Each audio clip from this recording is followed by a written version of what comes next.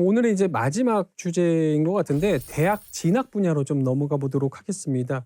사실 대학 진학이 교육의 뭐 최종 지향점이라고는 할 수 없겠습니다만 뭐 학생들 또 그리고 학부모님들의 워낙에 관심사안이다 보니까 이 점을 좀 짚지 않을 수가 없을 것 같은데 이전부터 한번 짚어보죠. 코로나19가 이제 지나면서 과연 대학 진학률이나 이런 점에도 좀 차이가 발생했을까? 이런 것도 한편으로 또 궁금하거든요. 그 코로나19 전에 네. 졸업생이 2020년이죠. 그 기준으로 해서 2,800명 정도, 네. 2,870명. 근데 2023년 올해 2023학년도 기준 졸업자가 3,632명으로 나타났습니다. 그래서 주요 대학 진학자 수가 기준에 지난 3년간 꾸준히 증가 추세를 보이고 있어요. 그래서 진학자 수가 한 580명에서 1,019명으로 늘었고 전문대학 진학자 수가 한 433명. 근데 줄었어. 전문대학 좀 줄어가지고 358명으로 좀 줄어든 상황입니다. 그러니까 이제 우리가 흔히 얘기하는 뭐 스카이대 또 수도권 10대 대학 이런 진학률은 비교적 좀 높아지고 있는 추세다. 이런 식으로 좀 분석을 해도 되는 건가요, 교수님? 최근에 또 저기 흐름이죠. 뭐 의학 계열, 약학 계열 이쪽에 지원생이 늘면서 소위 이제 뭐 전에 얘기했던 스카이니 뭐 이쪽 친구들이 그쪽으로 좀 많이 쏠리는 현상이 있기도 하고 뭐 예를 들면 저 읍 지역에 있는 우리 학교에서도 올해 의학 계열을 많이 가잖아요. 뭐 이런 현상들이 나타나고 있기도 하고 그렇더라고요. 아무튼 뭐 저희 세대까지만 해도 교육감님 그 이제 학교에다가 현수막을 붙이는 거 입시 때만 딱 끝나면 서울대 몇 명 보냈냐라는 거 가지고 이제 그 지역에 있는 고교들이 서로 경쟁적으로 입으로 올렸던 뭐 이런 추억이 좀 있는데요. 저희도 이제 언론 보도에서는 가급적 어느 특정 고교가 스카이 대학을 몇 명 갔느냐를 가지고 비교 분석하는 이런 자료를 좀 안 쓰는데 그럼에도 불구하고 지금 저희가 이제 학부모님들이라든가 지역사 좀 궁금한 부분은 있어요. 그럼 전반적으로는 세종교육의 어떤 질이 좋아지고 있느냐 그 정도 지표는 좀 공개가 됐으면 좋겠는데 좀 전체적으로는 좀 그런 부분은 조금 약한. 사실 구체적인 통계를 내지 않는 것이 맞아서. 근데 아까 이제 이승동 기자님께서 아까 말씀하셨는데 주요 대학 진학, 이게 주요 대학이라는 게 서울에 소위 스카이를 포함한 뭐 15개 대 지방의 인근의 주요한 국립대학, 충청권의 국공립대 이 대학의 진학 숫자가 아니라 율이 그 3년 전에 26%에서 그 올해 들어간 걸로는 37%로 늘어났다는 거예요. 예, 그만큼 정말 아이들이 원하는 데를 많이 가고 있다는 거예요. 그리고 우리는 그런 걸 발표하진 않는데 지난번에 어느 신문인지 어떤 기자분께서 반칙인데 전국 17개 시도에 올해 졸업생 수 분의 서울대 들어간 입학 수 내보니까 세종이 1등이라는 거예요.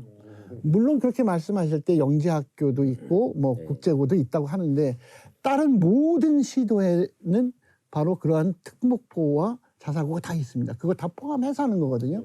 그렇다면 굳이 여기서 그걸 뺄 이유도 없고 이 수치에 대해서는 하나 제가 꼭 말씀드리고 싶은 게 중학교에서 상당히 성적이 괜찮고 대학 입시에 성적을 낼 만한 학생들 가운데서 인근에 있는 공주, 청주, 천안, 대전 같은 인근에 있는 특목고나 자사고로 진학한 학생들 숫자가 조금씩 줄기고 있긴 한데 매년 그 숫자가 150명 가까이 된다는 겁니다. 굉장히 세종시에서 우수한 이 학생들이 인근으로 빠져나가는데도 그런 가운데서도 세종시 고등학교에 일반 고등학교에 학교 생활을 만족하게 하면서 행복하게 학교 생활을 하면서 대학 진학률에서 결코 뒤지지 않는다. 이것에 관해서 학부모님들이 다시 한번 깊이 생각을 해주셨으면 좋겠다. 아무튼 이게 좀 더 눈여겨봐야 될 게 왜 자꾸 이런 지표들도 좀 잘 봐야 되냐면 사실 지난해 지방선거 과정에서도 뭐 과연 세종시 교육이 상향 평준화냐, 하향 평준화냐 굉장히 좀 이야기가 많이 나왔었고, 상대 이제 다수죠. 다수 여러 후보님들한테 하향 평준화다 세종교육은 이런 공격을 너무 이제 사실 많이 받으셨기 때문에 아마 이런 지표들 객관적으로 좀 어떤가를 한번 더 살펴볼 필요가 있지 않았나 이런 생각을 좀 가져보면서 이거 하나만큼만 마지막으로 좀 짚어보고 끝내야 될 것 같아요. 뭐냐면 교육자유특구 관련된 내용인데,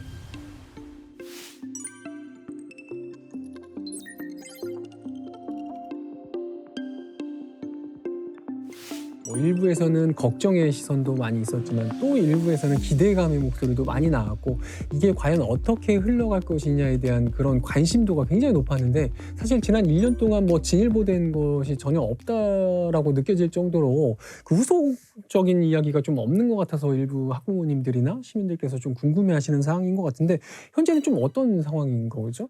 그래서 교육감님께서도 이제 교육자의 특구라는 개념이 사실은 아주 막 선명하지가 않다 보니까 이제 세종시랑 세종시 교육청이 이 부분을 어떻게 할 것인가를 놓고 용역안도 지금 진행 중인데, 그 용역안을 누가 주도할 것이냐를 놓고도 좀 이렇게 여러 가지 토론들이 좀 있었던 과정들이 좀 있었고요. 그래서 아직 그 개념이 좀 정리가 되지 않은 상황에서 최근에 그 지난달 26일에 그 국회에서 지방분권 및 지방기업균형발전 관련 특별법이 통과가 됐는데, 그 안에서 이제 교육특구 조항이 좀 빠지면서 이제 좀 논란이 되고 있고요. 이제 그 과정에서 이제 그런 것 같습니다. 교육자유특구의 이상론과 현실론에 대한 부분인데요. 교육자유특구를 반대하는 입장에서는 이제 보편교육이라는 부분에 좀 틀을 깰 수가 있고, 아이들의 어떤 교육 형평성을 좀 저해할 수 있다라는 부분을 좀 우려하고 있고, 근데 이제 교육자유특구를 좀 찬성하는 입장에서는 지방의 어떤 그런 약간 그 특별화된 구역을 만들지 않고서는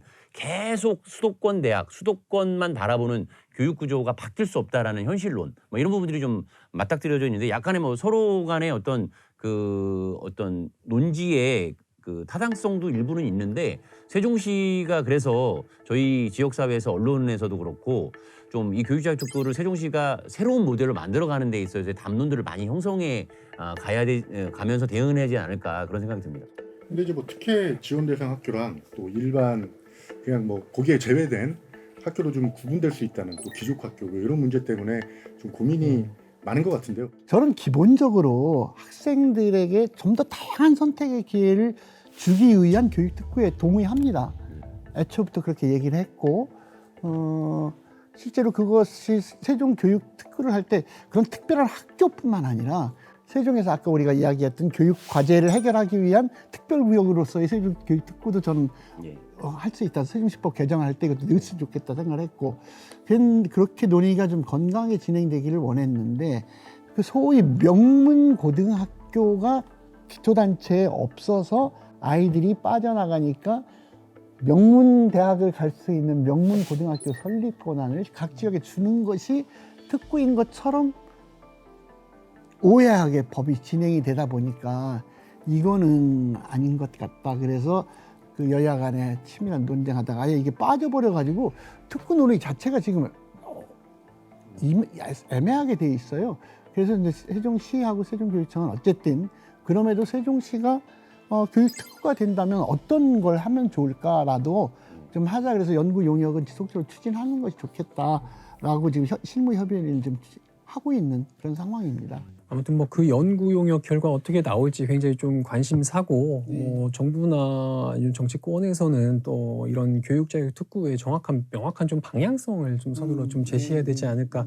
그러면서 어쨌든 이게 잘 만약에 간다고 하더라도 또 혹시나 이게 뭐 교육의 좀 뭐 선택권 강화를 위한 다양성 뭐 이런 건 굉장히 좀 좋지만, 또 한편에서는 서열화가 좀 우려가 되기 때문에 이런 점도 잘 고려가 돼야 되지 않을까. 면서 자, 오늘 세종 교육에 대해서 준비했던 대화 내용은 딱 여기까지인데, 어떻게 오늘 거의 되게 오래 지금 진행이 됐거든요.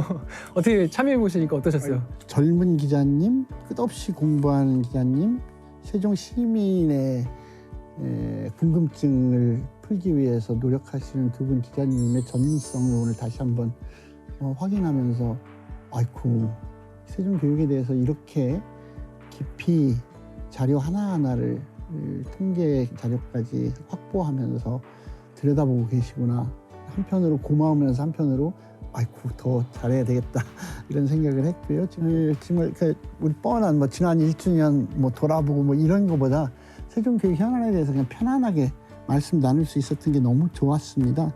오늘 사실은 좀 저희가 이제 유승 기자나 뭐 김승 기자도 마찬가지지만 현장 기자지만 교육의 전문가는 아닌 입장에서 광범위하게 유초, 중고부터 대학 진학까지 두루두루 살펴보는 아주 유의미한 시간이었고 이 교육을 통해서 또 이제 해보니까 확실히 이제 다른 주제보다 더 많이 배울 수 있게 되는 그리고 우리 일상에서 항상 맞닿는 부분이라서 유익한 시간이기도 했고요. 그 시청자 여러분들께서도 세종교육에 뭐 다양한 기대도 있고 우려도 있을 텐데 오늘 방송을 통해서 어느 정도의 궁금증을 좀 풀리면서 세종교육에 대한 좀 희망찬 좀 미래를 내다볼 수 있는 그런 계기가 됐으면 좋겠고 오늘 방송 이후로 교육감님뿐만 아니라 교육 가족들을 좀 많이 초대해가지고 수시로 교육계 현안에 대한 얘기들을 좀 많이 나누면 좋을 것 같습니다.